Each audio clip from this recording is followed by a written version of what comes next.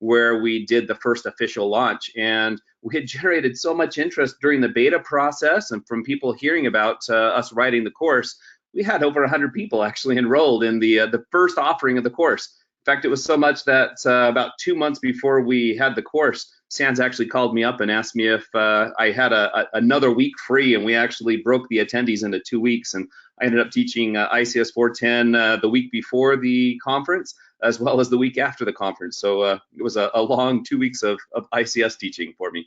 But yeah, it was a great launch, and we've had a lot of success since then. Boy, over those 5 years, especially during that first year, it was one of the fastest of all the SANS conferences or courses that we had. And we've also have the GICSP, and some of you on this call may actually have your GICSP. We do have DODD 8570 approval now for the GICSP course, which is very important for any of the government employees looking at becoming certified. And speaking about certifications, we are almost at the 2,000 mark for 2,000 GICSP certified individuals. I just checked it earlier today, and I think we're right around 1,850 or something like that. About halfway to 1,900 right now. So doing pretty good there. And over those last 5 years, we definitely don't keep our content stale here at SANS. We've had 8 different updates to ICS410 in the last 5 years, so staying true to what we generally do at SANS, about 2 updates per year. So we definitely haven't stayed stagnant, but at the same time, you know, every now and again we just need to do a more than major update. Traditionally at SANS, we have 1 major and 1 minor update every single year for every course. And for those of you that's ever written a book, that's like trying to do an update of your 1,000-page book once you add all those days to be able to do those updates. But this time around, we have chosen to do something a little bit larger than that major update. And that's what we're going to be getting into today. But before we do that, just wanted to call out, if any of you have taken the course before, I just wanted to make sure that everybody knows about the ICS forums that SANS has. Sometimes we're not as good as instructors at telling everybody about our ICS forum. So if you work in the ICS space or are interested in learning more about the ICS space, we do have a Community on ICS forum that you can go ahead and enroll in. You can find that at ics-community.sans.org. Go there, and it's an online forum where you will get email updates if you choose to enable that, to let you know when there's discussions going on. But the primary discussions are actually done inside of the web forums themselves. So we have some pretty good conversations going on at that ICS forum every single week. So lots of people there to be able to answer questions, help people understand what's going on, even if you're a new person in the industry, or even if you're somebody that's been in the ICS industry for your whole life. Definitely a lot of people there willing to help answer questions or share insights and how their own organizations have tackled some of the defenses inside of ICS. So that's kind of a history and where we're at now. Let's talk about where we're going with ICS 410, and most importantly, what is this new update that we just barely launched? In fact, we're teaching the second run of it this week in Colorado. So this 2018 major update that we've done, to give you kind of a nice summary, has 33% new content, which includes more labs. We also went through, I went through and rewrote about 33% of the content as well. So we did end up having some of the slides that had minor updates over the years, just really needed to be approached in a different way, trying to give new insight or try to focus on newer technologies or newer information that's come out or ideas that have come out over the years. And so that's now reflected. So you're looking at a very large percentage, about 2/3 of the course has had major revisions and major updates. In fact, every time I submit an update, I get a report back that gives me a diff of all the changes, and that was quite the bloody diff that had a lot of red marks all over the place for all the changes that took place. Part of that update also consisted of a restructuring of the course. So at least the topics of how we presented the topics and approached the topics. So that primarily affected days 2 through 4, and I'll show you in a little bit kind of an overall map of how things got shuffled around on those days. We have updated both the virtual machines with completely new versions. So that's kind of a nice addition for all the students. We've gone through and we've mapped every single section of all the attacks and all the defenses and all the breakdowns of the technologies to 5 different cybersecurity frameworks, because one cybersecurity framework's not enough for everybody. So no matter which cybersecurity framework you've chosen, hopefully it is within the 5 we've mapped to, and if not, you definitely should be able to find some mapping to cross-map those for you to whatever you're doing. And then for those taking the GICSP, something that might be exciting for you is we now have a new index of all 5 books. So when you take the updated course, you will get a 6th book, which is the index, and that will go through and map pages for all the different books that are there. So that's the major update that we have right now. And going forward into the next minor updates and the following major updates, some of the major goals that I personally have as the author for the course is trying to continue to shift the time to more labs and more hands-on and less time in lecture. That's always a constant struggle, especially when we have a GIAC exam that we have to make sure we're meeting all the objectives and covering all the content. But that's something that I think all of us SANS instructors are always constantly trying to do. Besides the fact that you guys enjoy the more labs, it's always nice for us instructors not to have to speak so much, because most of us really don't like being up there. So definitely check that out. Another thing that we are going to be working on future updates is we'll be taking all the labs outside of the lecture books and doing a separate lab book and changing the format. So that way kind of have a little bit more control over doing the walkthroughs of each of the exercises. So people will have a little better understanding of those books or of those exercises and the steps for those exercises. Now, as for content, so I mentioned that we have 33% new content. Here's kind of the overall map of those. So you can see the 5 different days on the slide. As you can tell, day 1 didn't have a lot of major updates to it. So if you've taken the course in the last year, there hasn't been a lot of changes in day 1, some minor additions. And the way you read this table, you'll see my little key at the very bottom of the slide. Anything that is just green text means that it's an existing section that we had before. However, we have done some major updates to the slides inside of that section. And anytime you see something that has a green background, so the block of text with green, that's an entirely new section that has all new content inside of it. So by kind of looking across the board, you kind of give it a better idea of what we actually have throughout the course. So you can see day 2. That day 2, 3, and 4, we had that reshuffling, which I'll go into a little bit later. But day 2 ended up getting a lot of new content that we had. It's no longer the attack day as what it was in the past. Really, day 2 is digging more down into the lowest levels of the ICS infrastructures. So for those in the industry, what we would generally say Purdue level 0 and level 1, that's really going to be the focus of the day 2 material. And within that, if we kind of look at some of the information that's here, kind of pointing out, I've kind of pulled out 3 new topics of interest to people maybe considering to take the course. The first one is we have an entirely new section on Fieldbus, right? And so here's one of the slides that we actually have added to the Fieldbus section. So this slide basically goes through and talks about the different Fieldbus protocols and how the Fieldbus protocols relate to another.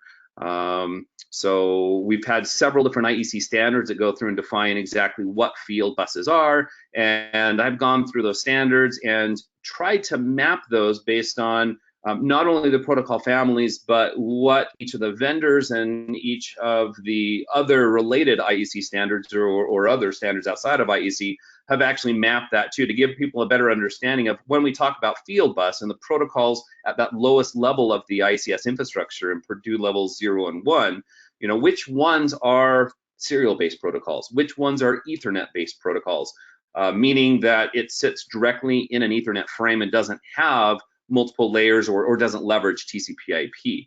And then the third column goes through and talks about TCP/IP based versions of that. And so you can kind of map them across. So if you were to go ahead and try to look at any of these, for instance, protocol family version 3, the third line down, Profibus would be the serial based version. But if you look to see how the data is actually presented inside of that Profibus serial frame, that information is related to and has continued down the heritage into Profinet RT and IRT, which is an Ethernet-based protocol, as well as Profinet TCP/IP, which has that same information but inside of a TCP/IP-based frame.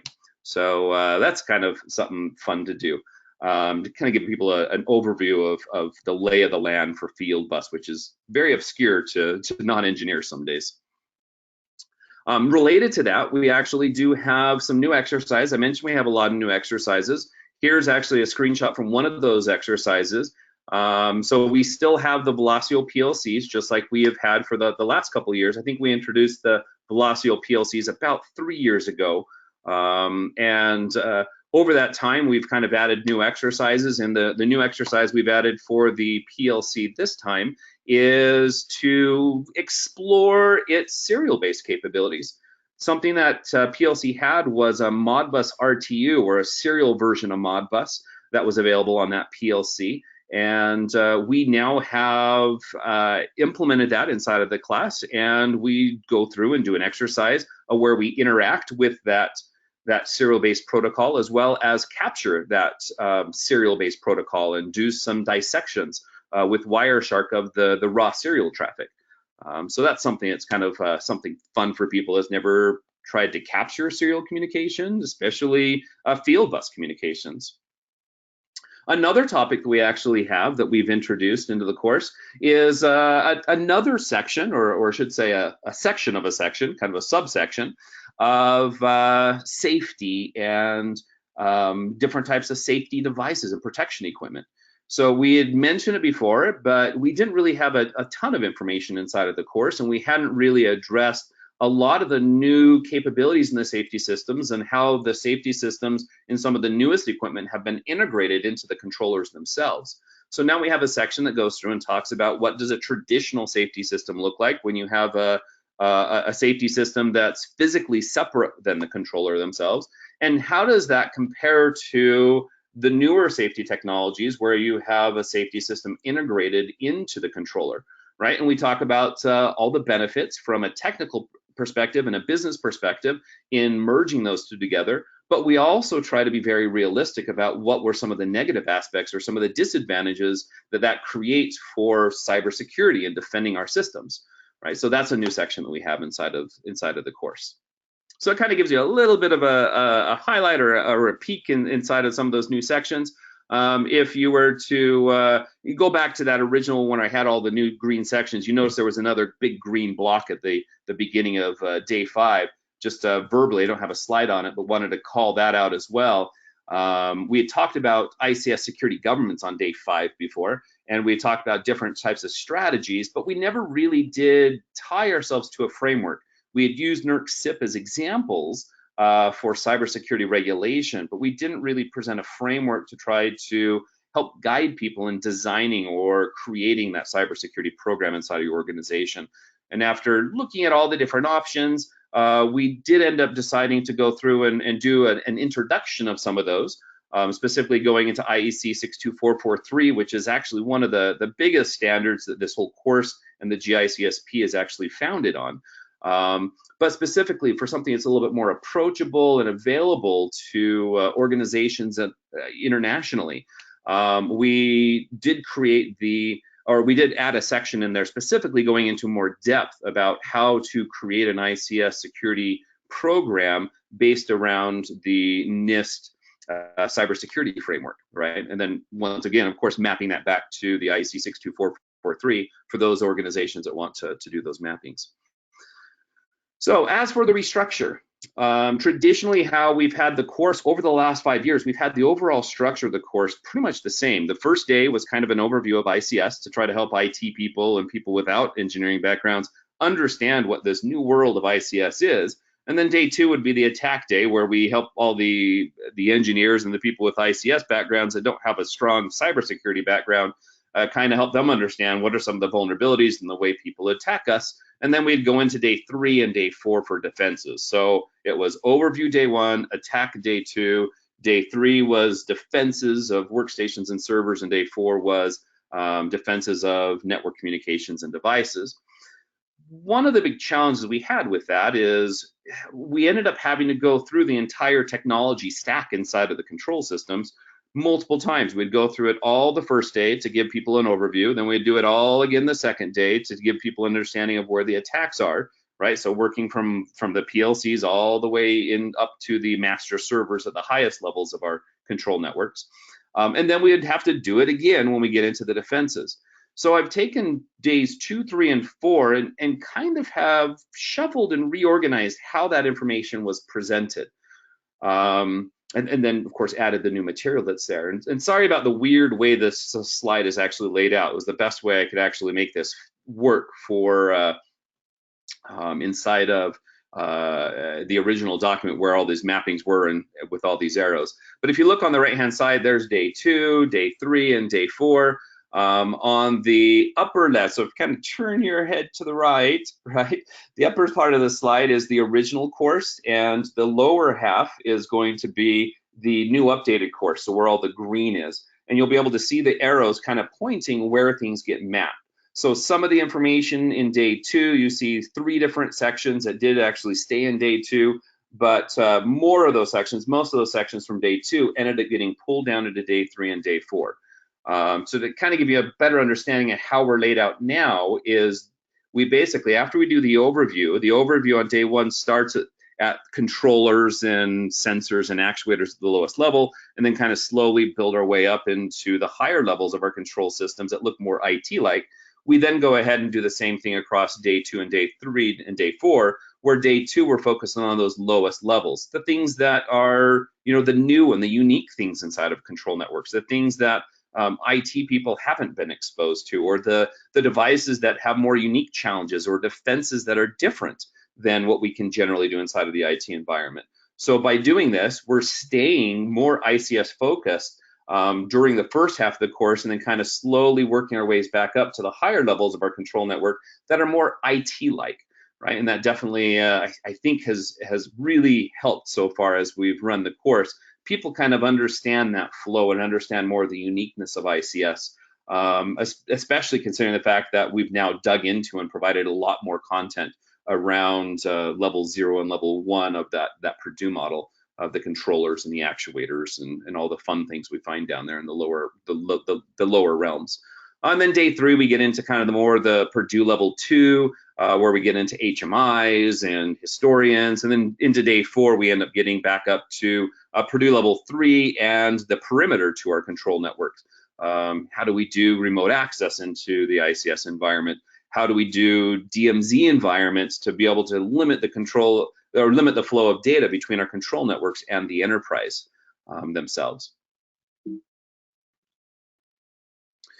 Now, as for the new virtual machines, I did mention we have 2 new virtual machines inside of the course. So when we originally started the course, we ended up only having 1 single virtual machine, and that was the SamuraiSTFU, or Samurai Security Testing Framework for Utilities. And we use that distribution to be able to go ahead and kind of model some of the different attacks and to do forensics and explorations of looking at what some of those attacks are, or some of the communication looks like. But then about halfway, it was about 2.5 years ago, maybe 2 years ago, we added a Windows 10 virtual machine to the course. So that way we could talk to and also practice doing some of the defenses on those Windows machines. Because when you look at the ICS environment, we have a lot of Windows machines, and especially in the higher ends, it's primarily Windows based. And then we get into the lower ends, we end up getting more embedded Linux or some of the other real-time operating systems that are down those lower areas. So we added Windows 10, but there was some restrictions allow us to really do what I wanted to do at the time, and we ended up with Windows 10 Home Edition, which was great. We could practice some of the defenses. However, Home Edition by Microsoft is fairly crippled with the security features. And so there was a lot of things that we wanted to cover in the course and give people the chance to practice inside of Windows 10 that we couldn't do with Windows 10 Home Edition. So we are officially now upgrading to the latest Windows 10 Enterprise, and we are actually on the Redstone 3 or the 1709 release of Windows 10. So that is the latest version of Windows 10 to make sure that the knowledge we teach you today is definitely applicable for tomorrow as long as we possibly can make it. So, and the benefits of doing that is we now have the ability to do some of those advanced security defenses. For instance, we can now go ahead and create audit rules inside of Windows where we couldn't do that before with Home Edition, right? So we had previously talked about how do you deal with logs, and we verbally spoke to how would you go through and actually change the audit logs. Now we can get more into more granular detail and talk more details about that, and students will now have a virtual machine that they can practice on.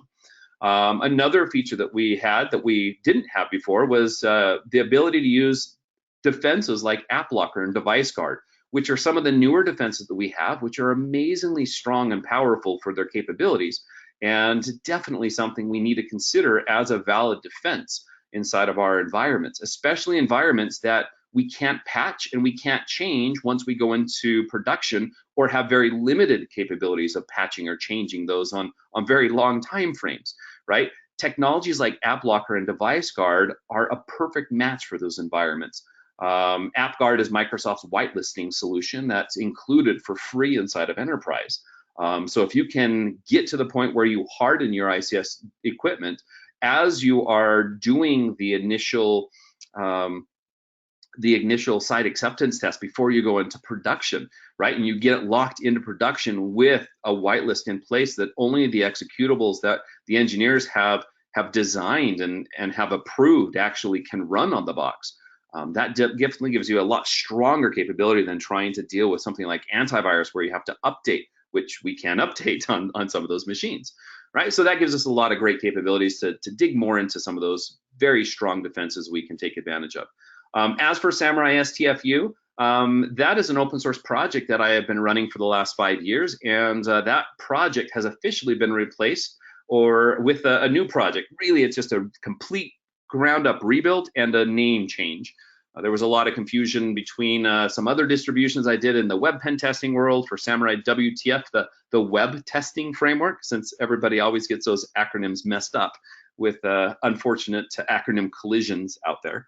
But the new distribution is called the Control Things platform. Some of the major changes there, as I mentioned, is a complete rebuild from the ground up. It's now based on Debian testing, which means it's a rolling distribution where you can constantly get updates on a daily basis of anything that's on that distribution, as well as having the Kali repositories. And that was one of the big reasons why I wanted to base it on Debian testing, is because that's what Kali is based on, which then allows me to have the Kali repositories included inside of the distribution. So if you're missing a tool, you can go ahead and apt-get your favorite tool from the Kali repository, right?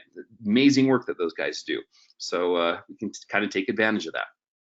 Another feature that we have that we've done across all of the sections starting on day 2 is anytime we talk about attacks or defenses, we now have at the beginning of every single section a list of the applicable standards, right? And we've mapped to 5 different standards, and you can see here is this kind of an example slide. In the section where we talk about the Purdue level 0 and level 1 defenses, the applicable standards are right there, right? So NIST CFS or CSF is the NIST Cybersecurity framework that I mentioned that we do map or that we go into detail for how to use and how to adopt that on day 5.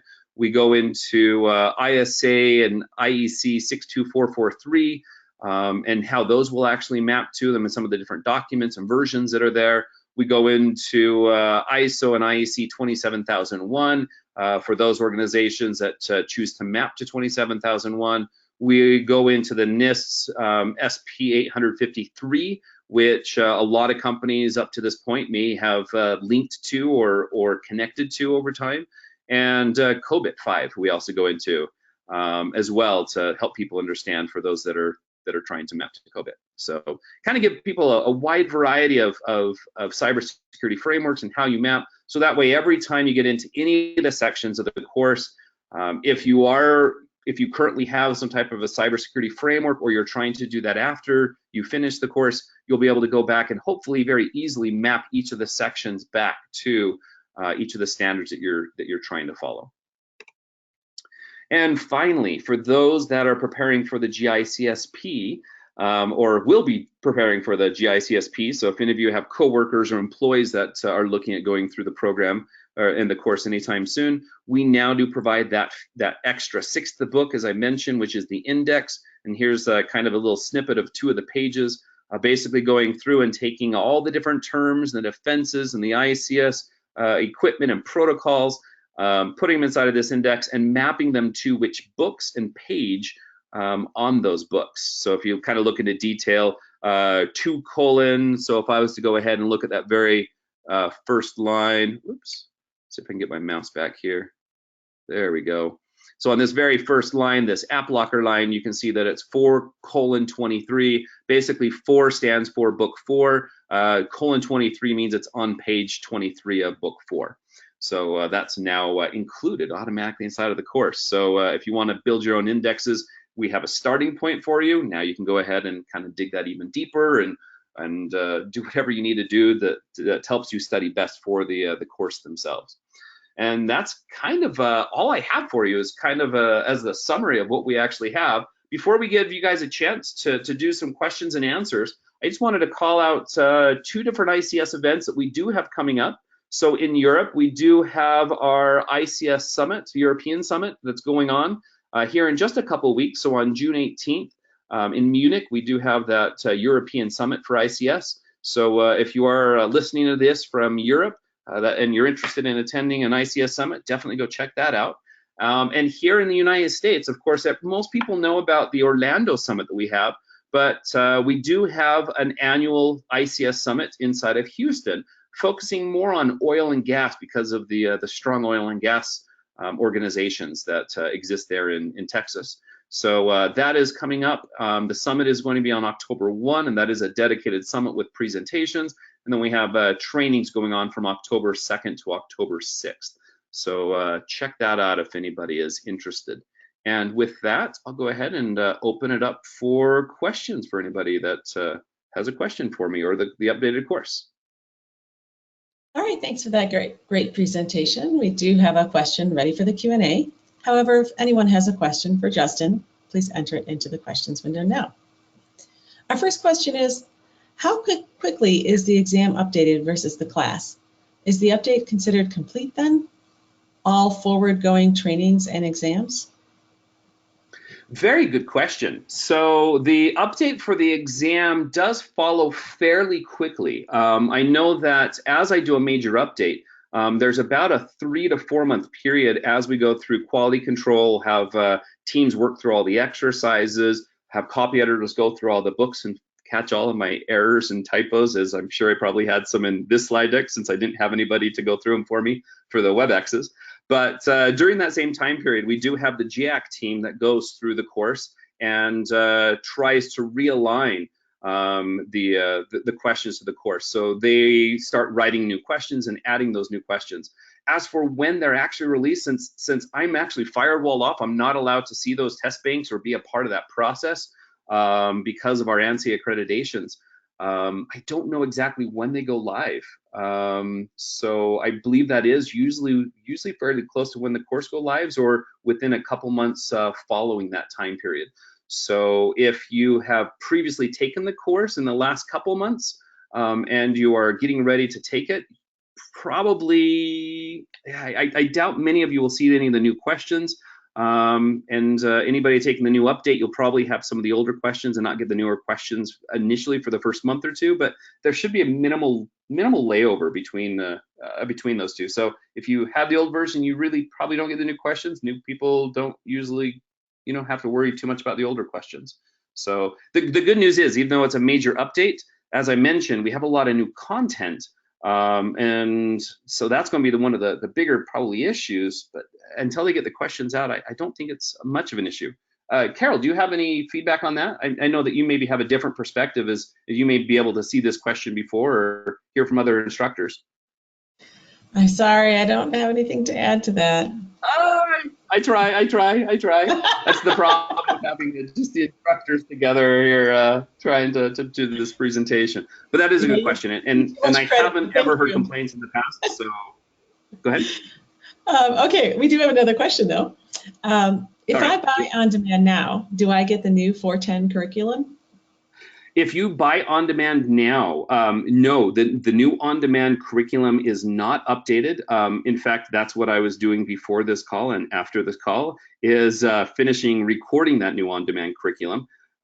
So probably the best way to find that out is maybe to contact the on demand team to find out when that is going to go live. I imagine that I'll have the recordings into them by the end of this week. And so I imagine probably by July 1, it will be live. But if you do have any questions, definitely please reach out to the on-demand team and ask them if there's any way you could get the newer content or just kind of hold off to do the acquisition until the July timeframe. But the on-demand team will have the finite dates from them. And of course, they're waiting for me to get their updates to them. But I will have those recordings to them by the end of this week.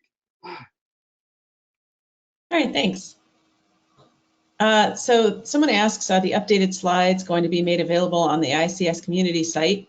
I did let the group know that a copy of the slides and recording of this webcast will be available for viewing later today and can be found on the SANS registration page. However, I don't know, Justin, if you have a specific answer to that question. So the slides to the presentation of today definitely is going to be made publicly available that you can get. The new updated slides to the course for those that have previously had it, unfortunately SANS does not allow us to share those. However, because my hands are tied, sometimes as an author I try to maybe push some of the boundaries a little bit. So keep your eyes open for the future. You may end up seeing some WebExes coming up in the next 6 months to a year. That have to do with ICS410. And if it's me giving the presentation, I always try to slide in some of the new slides where I possibly can. So I slid in a couple for you today into this presentation. And that's about the best I can do as an author because of the limitations I'm under. All right, thanks, Justin. That's all I see. Do you have anything further you'd like to add? No, other than that, if you guys are taking the course, definitely feel free to reach out to us. There's about 5 of us frequently teaching the course, and I think about 8 to 10 certified instructors that can teach the course. So if anybody has any questions, reach out to any of us instructors that are teaching the course, or if you really want to reach out to me as author, I actually provide you my information. That is my personal email address. Feel free to use it if you have any personal questions about the course. Oh, and we just had one more come in. Okay. He says, hey, Justin, I took the ICS410 course last August in your hometown and followed up with passing the GICSP. Really enjoyed the course. I could have really used the index when I took the exam. I spent hours creating my own. The student who wished to take the exam should really appreciate it. Question. Will the course include any tips on creating your own ICS lab? Your own ICS lab? Oh, I thought you were going to create your own ICS index. Well, since I've done the hard work there. It seems like we were headed that direction, but no. Yeah, I know. Could you? Oh boy, I'm kind of keeping that index up to date is going to be an interesting thing. Every single time I add a slide or remove a slide or change orders, it's going to be a nightmare. But yeah, as for creating your own ICS lab, that has been a huge challenge, honestly. That is something that myself over my career, trying to understand new technologies or new protocols that come out inside of ICS. One of the things I try to do is to get that equipment inside of my lab. And quite often it's cost prohibitive to do so because you're almost always buying the equipment. And in order to get some of the newer protocols, you have to buy some of the bigger equipment and you're dropping a couple $1,000s for a single piece of hardware to learn a protocol. So I don't have any great suggestions. So one thing I have constantly tried to do with SamuraiSTFU, and I'll continue to try to do with Control Things platform, is to create that distribution where we have as many simulators as we possibly can get to run. So you can have some type of a test lab to run the protocols.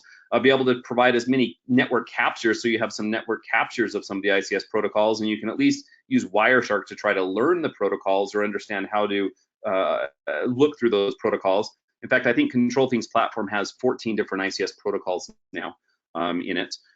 In fact, if you want, you can go over to GitHub, just do a search for Control Things platform on GitHub, and inside of there you'll see a CT users project. Inside of CT users, I actually have a protocols folder which actually has all those network captures. So you can go directly to GitHub to grab any of that information.